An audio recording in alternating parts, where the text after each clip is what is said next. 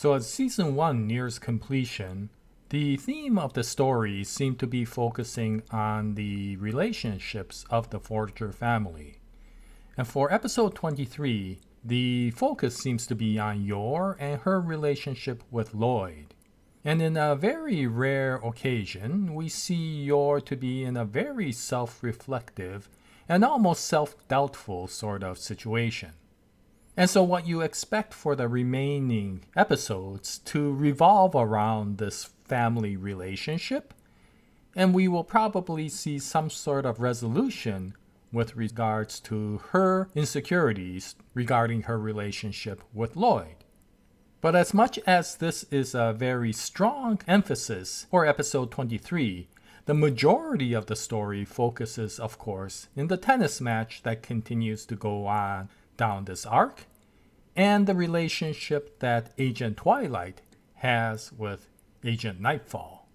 And if you recall in episode 22, that pair was moving effectively towards the championship of that underground tennis match. And we noticed that Cavi Campbell, the owner of this entire match, was doing everything possible to try to stop them. And so episode 23 comes out around that storyline. And once again, I really enjoyed the anime version of this arc because the animation, the music, and the way the camera angles all were done made the match very exciting to watch. I mean, scenes such as these really brought in a tremendous amount of dynamics, which actually helped emphasize this part of the story even more so than what I felt in the comic. I know many of you do not have the same feeling, but I felt that this anime really bumped the tennis match up a notch. And of course, as everybody expects, Agent Nightfall and Twilight win the championship. But what we didn't expect was the challenger, who was the son of Cavi Campbell, became very enamored by Agent Twilight's tennis skills. And so rather than to hold a grudge, he actually paid his respect to Agent Twilight for winning the match. And because the son became such a good sport with this, the father even stopped being antagonistic to this group. And so it was quite interesting to see the antagonist actually flip around and become a supporter of Agent Nightfall and Twilight.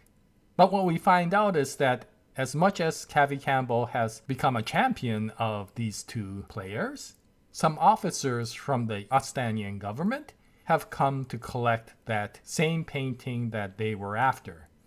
And so now this goes from the tennis match back into their espionage. And there is a very interesting moment where Twilight is Twilight again, and they find a way of being able to get their hands on the authentic painting while tricking the Eastern government by giving them a forgery. And with that, the mission is complete, and the information gets into their hands. And at this point, as much as the episode is enjoyable, we finally get to that one part of this arc which we all were looking forward to seeing, which is, of course, the Yor versus Fiona tennis match. And this was very well done, but before I talk about that, there is this interaction that goes on after they leave the underground tennis tournament, and it really shows the bonding that Twilight, Agent Twilight, not Lloyd, had with Agent Nightfall. Because they celebrate the success of this operation. And if Agent Twilight didn't have a family to go to, it would have been a very satisfying moment for Fiona. But of course, from her perspective, that celebration is very short-lived because eventually Yor and Anya and Bond come out. And at that point, Agent Twilight once again becomes Lloyd. And so this brings up a frustration to Fiona, and that of course leads to the very famous Yor versus Fiona tennis match. And I don't have to describe it. If you saw the anime, you know what happened. If you read the manga, you know what happened. And what I found out is that both had its unique style in representing that match. I really enjoyed both of them, but in a different manner. And it's very characteristic of the way, once again, Tatsuya Endo writes this comic versus the way Kazuhiro Furuhashi directs this anime. Tatsuya Endo has always been focused towards a very efficient pacing, and under certain comedic moments, it works really, really well. And this is one of those moments because, as we know, this is Yor, and when she serves that serve, and that tennis ball goes supersonic, the way the manga did it was so well done because it overcomes the handicap that manga often has. Manga, of course, is a group of still images, so it has a very difficult time often showing really high levels of motion. But the way Tatsuya Endo did it was so good because he went immediately from the serve that Yor gives right to the point where the ball is almost right at Fiona's location. And that puts such a wonderful feeling of speed onto that. And of course, it doesn't give that much time for Fiona to receive the serve. And so when she does, the efficiency that Tatsuya Endo has in going through that raging power that Fiona tries to give out and the shattering of the racket works really, really well because everything happens in an instant. Whereas in the anime, Kazuhiro Furuhashi always directs it by bringing out as much of what you can do in an anime. And this is actually something that's very characteristic to a lot of the action that happens in an anime. Anime loves to show just how dynamic something is in terms of color, in terms of the changing camera angles, in terms of the sound. And so you get all of that. But because you get so much of that, a lot of times very fast motion situations become stretched out because they want to show that motion in as many different camera angles and as many different impacts as possible. And when Fiona receives the ball, you receive a tremendous amount of monologue while the ball is being received, and it stretches out the moment really long, and the impact of speed gets reduced. And so this is a toss-up between do you want the details or do you really want to feel the speed?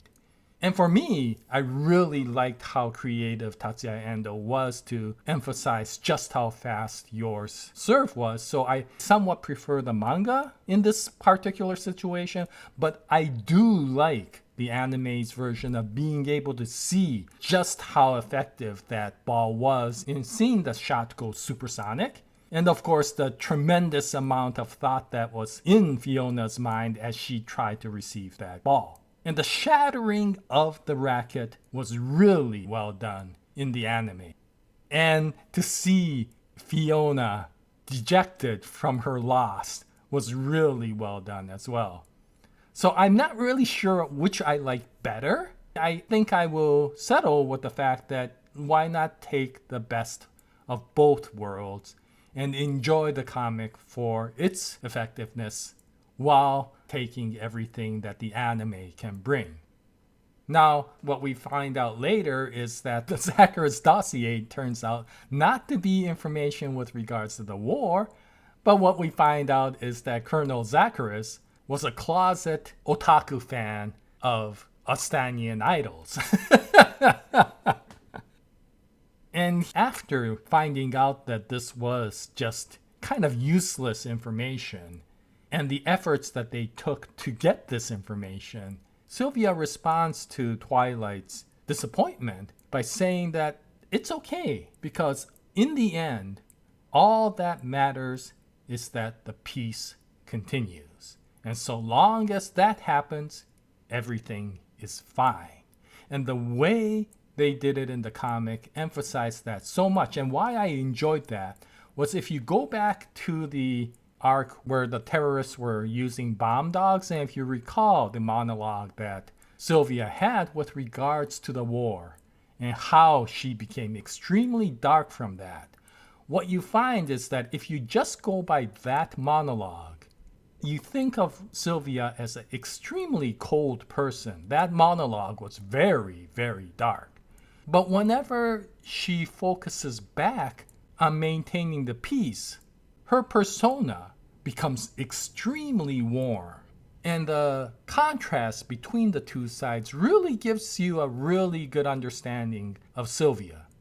Yes, she is the Iron Lady whenever she needs to be the handler, but whenever she sees that the peace is maintained, she becomes an extremely sympathetic person. And I absolutely love that about Sylvia. And so with the mission done, and with Fiona now off after losing to Yor, we notice that Yor is in that self-reflecting mode. And this episode ends with that. And by that alone, it does make this episode give a little bit more empathy towards this family. And this feeling of family and relationship and empathy continues on in episode 24 when this arc is closed. Now, what was interesting is when I saw the trailer, I wasn't really sure if they were going to put the closing chapter of the manga in episode 24. All the scenes that you saw seemed different from the really important scenes in the closing chapter. However, when I saw this image, I realized that this is the closing chapter for this particular arc. And it is a scene of young Twilight with his mother. And it is a very important scene, and I'm glad that the anime is focusing a little bit more on this than the manga, because it will be referenced in a future arc, and this will give more emphasis and understanding of how Twilight felt about his mother. But the major theme of this particular episode will be with regards to how Yor's insecurity with regards to her relationship with Lloyd becomes resolved. And if this is really the closing chapter of this arc, it will be a very hilarious one and a very sentimental one. And I am looking forward to that. And then, yes, we will get the Volganya arc, according to this trailer. And I really enjoyed the Volganya arc. Also for the very sentimental points that you get within the very hilarious nature of that particular chapter.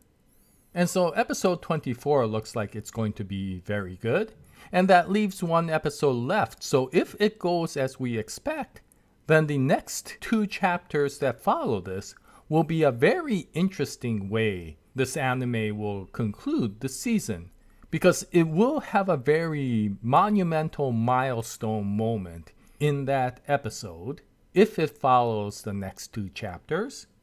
And it will leave the viewers kind of speculating what will happen in the future.